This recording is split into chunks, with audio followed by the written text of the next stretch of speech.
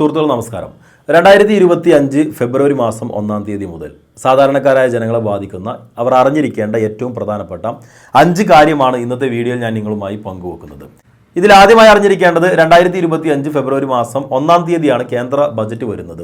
വലിയ പ്രതീക്ഷയോട് കൂടിയിട്ടാണ് കേരളം ഉറ്റുനോക്കുന്നത്. വയനാട് ചൂരൽമല ദുരന്തത്തിന് എന്തെങ്കിലും രീതിയിലുള്ള സാമ്പത്തിക സഹായമുണ്ടോ എന്ന് പ്രതീക്ഷിക്കുന്നുണ്ട്. കേരളം ഒരുപാട് കാലം കാത്തിരിക്കുന്ന എയിംസിന് വല്ല സഹായവും അതല്ലെങ്കിൽ അത്തരം പദ്ധതികൾ വരാൻ സാധ്യതയുണ്ടോ? കേരയിൽ പോലെയുള്ള സിൽവർ ലൈൻ പോലെയുള്ള മേഖലകളിലൊക്കെ ഉറ്റുനോക്കുന്ന ഒരു ബജറ്റ് കൂടിയാണ്. സാധാരണക്കാരായ ജനങ്ങൾക്ക് ഗുണമുണ്ടാകുമെന്ന പ്രതീക്ഷയോട് കൂടിയിട്ടാണ് കേന്ദ്ര ബജറ്റ് വരുന്നത്. കേന്ദ്രമന്ത്രി നിർമ്മല സീതാരാമൻ ഇത് അവതരിപ്പിക്കുമെന്നുള്ളതാണ് ഒന്നാമത്തെ കാര്യം. രണ്ടാമതായി അറിഞ്ഞിരിക്കേണ്ടത് PM കിസാൻ സമ്മാൻ നിധിയിൽ നിന്ന് തുക കൈപ്പറ്റുന്ന ആളുകൾ അറിഞ്ഞിരിക്കേണ്ട പ്രധാനപ്പെട്ട കാര്യമാണ്. അതായത് 2000 രൂപയുടെ 3 ഗഡുക്കളായി 6000 രൂപയാണ് PM കിസാൻ സമ്മാൻ നിധിയിലൂടെ രാജ്യത്ത് തിരഞ്ഞെടുക്കപ്പെട്ട അപേക്ഷ കൊടുത്ത് തിരഞ്ഞെടുക്കപ്പെട്ട കർഷകർക്ക് ലഭിക്കുന്നത്. ഇത് ഓരോ 4 മാസം കൂടുന്ന സമയത്താണ് ഈ തുക ലഭിക്കുന്നത്. അങ്ങനെ വരുമ്പോൾ 2025 19-ാം ഗഡുവായി ഫെബ്രുവരി മാസം അവസാനത്തോടു കൂടിയിട്ട് 2000 രൂപ ലഭിക്കുമെന്നാണ് ഇപ്പോൾ നമ്മൾ കരുതുന്നത്.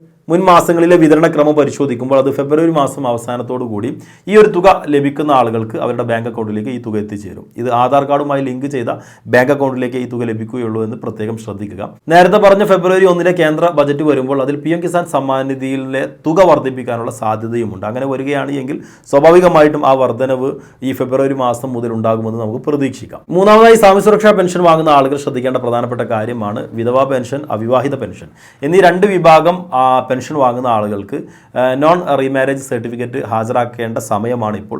പല പഞ്ചായത്തുകളും അത് ജനുവരി മാസം 31-നാണ് അവസാന തീയതി വെച്ചത്. ഏതായാലും ഫെബ്രുവരി മാസം 28-നകം ഇത് അവർക്ക് അപ്ലോഡ് ചെയ്യൽ നിർബന്ധമാണ്. ഇങ്ങനെ അപ്ലോഡ് ചെയ്യാത്ത ആളുകൾക്ക് പിന്നീട് 2025 തുടർന്ന് പെൻഷൻ ലഭിക്കില്ല. അപ്പോൾ അവർ റീമാരേജ് ചെയ്തിട്ടില്ല എന്ന് കാണിക്കുന്ന അഫിഡവിറ്റും അതിൻ്റെ കൂട്ടത്തിൽ ആധാർ കാർഡിൻ്റെ കോപ്പിയും സമർപ്പിക്കാൻ വേണ്ടി ഇത് വാർഡ് കൗൺസിലറുമായി ബന്ധപ്പെട്ട് നിങ്ങൾക്ക് ചെയ്യാൻ സാധിക്കുന്ന കാര്യമാണ്. ഇത് ഫെബ്രുവരി മാസത്തിൽ ഇത് ജനുവരിയിൽ ചെയ്യാത്ത ആളുകൾ നിർബന്ധമായിട്ടും ഇത് ചെയ്യാൻ വേണ്ടി പ്രത്യേകം ശ്രദ്ധിക്കുക. മൂന്നാമതായി ഫെബ്രുവരി മാസം അറിഞ്ഞിരിക്കേണ്ടത് ഭാരത് അരി വിതരണവുമായി ബന്ധപ്പെട്ട് അറിഞ്ഞിരിക്കേണ്ട കാര്യമാണ്. കേന്ദ്ര സർക്കാർ ഒരു ഘട്ടത്തിൽ ഭാരത് അരി വിതരണം നടത്തിയിരുന്നു. അന്ന് 29 രൂപയ്ക്കൊക്കെയാണ് അരി വിതരണം നടത്തിയത്. എന്നാൽ ഇപ്പോൾ 34 രൂപക്കാണ് ഇനി 1 കിലോഗ്രാം അരി വിതരണം ചെയ്യുന്നത്. ഇത് ചെറുവണ്ടികളിലായി വീണ്ടും ഇതിൻ്റെ വിതരണം ഈ ഒരു ഫെബ്രുവരി മാസത്തിൽ ആരംഭിക്കുന്നു എന്നുള്ളതാണ് ഇപ്പോൾ ലഭിച്ചിരിക്കുന്ന ഒരു അറിയിപ്പ്. ഒരാൾക്ക് പരമാവധി 20 കിലോഗ്രാം അരിയാണ് ഒരു സമയത്ത് ലഭിക്കുകയുള്ളൂ. ഇത് 10 കിലോഗ്രാമിൻ്റെ ഓരോ ചാക്കുകളായിട്ടാണ് ഇത് വിതരണം ചെയ്യുന്നത്.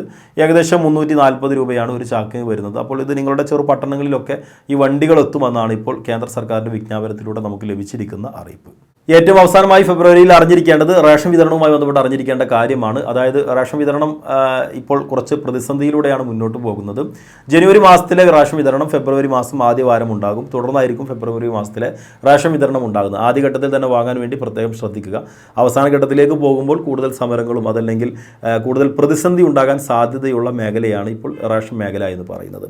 അപ്പോൾ ഇന്നത്തെ വീഡിയോയിൽ പങ്കുവച്ചിരിക്കുന്നത് 2025 ഫെബ്രുവരി മാസം അറിഞ്ഞിരിക്കേണ്ട ഏറ്റവും പ്രധാനപ്പെട്ട 5 കാര്യങ്ങളാണ്. വീഡിയോ പൂർണ്ണമായി കണ്ടതിന് എല്ലാവർക്കും നന്ദി. മറ്റൊരു ഇൻഫോർമേറ്റീവായ വീഡിയോയുമായി നമുക്ക് വീണ്ടും കാണാം.